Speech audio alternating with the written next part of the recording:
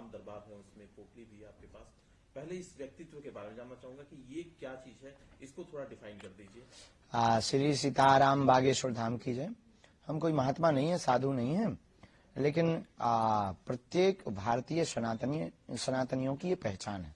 कंठी माला, मस्तक पर तिलक, ये पोटली हमारे गुरुदेव भगवान की दी हुई मालाओं की है। इसमें मालाएं हैं, आदि आदि चीजें हैं जो गुरुदेव भगवान ने हमको प्रसाद रूप में दी थी, जिनके प्रभाव और प्रभुत्व से हम जन कल्याण के लिए मानव जीवन की दैहिक दैविक भौतिक समस्याओं के समाधान का रास्ता बतला पाते हैं अथवा लोगों को मार्गदर्शन दे पाते हैं। ये उस तपोबल की पोटली है पूज्य गुरुदेव भगवान की, हमारी निजी कोई तपस्या नहीं जी।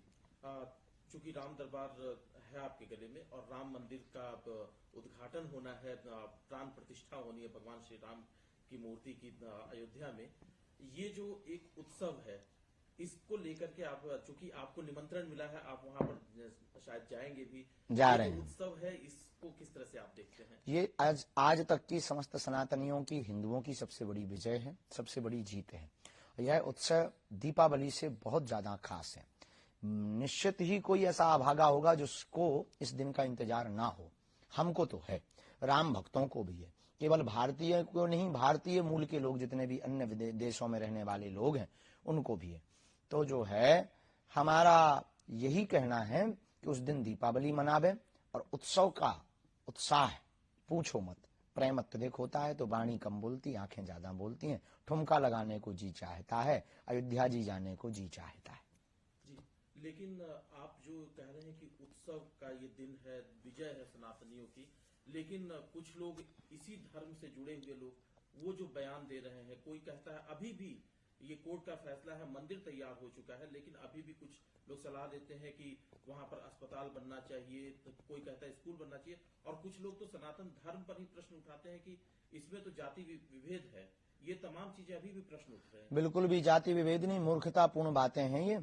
और पहले तो उत्तर हम आपको ये दे देवे कि वहां पर अस्पताल वहीं पर क्यों बनना चाहिए? मस्जिदों पे बनवाओ, चर्चों पे बनवाओ। अस्पताल, विद्यालय आपको बनाने, हम इनके विरोध में नहीं, पर ये हम सबकी आस्था का केंद्र है। सबकी आस्था है, सबकी आस्था है तो हम राम भक्तों की भी आस्था है। हम राम भक्तों की आस्था है तो केवल यही राम भक्तों के मंदिर पर ही अस्पताल क्यों बनना चाहिए?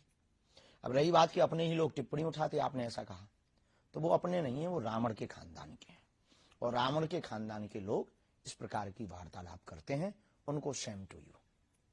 शास्त्री जी, इसमें एक सवाल ये भी है, चूंकि कोर्ट से फैसला आया है तब मंदिर बन रहा है, लेकिन श्रेय लेने की भी बात चल रही है। कुछ लोग कहते ये भी सवाल उठा रहे हैं कि राम हमारे हैं तो राम किसके? अब आप ही बता दीजिए, चूंकि आप गुरु की श्रेणी में, तो आप ही बताइए कि राम किसके हैं? राम सबके हैं, राम जन जन के हैं, राम का विश्व है, राम व्यापक है, राम विश्व के प्रणेता है, राम विश्व के मानवों की आचार्य संगता है, राम विश्व की आधारभूत है, राम एक बहुत बड़े नायक हैं, राम एक इस देश के प्राण हैं, इस देश की श्वास है।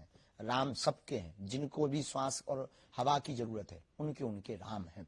और रही बात जातिवाद के लिए राम मंदिर नहीं हो रहा, सबरी का मंदिर बन रहा, निषाद राज जी का भी मंदिर बन रहा, तो क्या ये जातिवाद के लिए बन रहा? जातिवाद के लिए मंदिर नहीं है, अपितु राम भक्तों की आस्था के लिए मंदिर है। एक बयान जो आया कि वो भगवान श्री राम को उन्होंने कह दिया कि वो तो क्षत्रिय धर्म के थे, मांसाहारी थे, इस तरह के भी भगवान श्री बाद में उसने क्षमा मांगी। मूर्खतापूर्ण बातें हैं, राक्षस वृत्ति के लोग हैं। इस प्रकार के जो वार्तालाप, ना इन्होंने राम को समझा, ना रामत्व को समझा, ना राम तत्व को समझा, ना इन्होंने राम के बारे में पढ़ा, ना गढ़ा।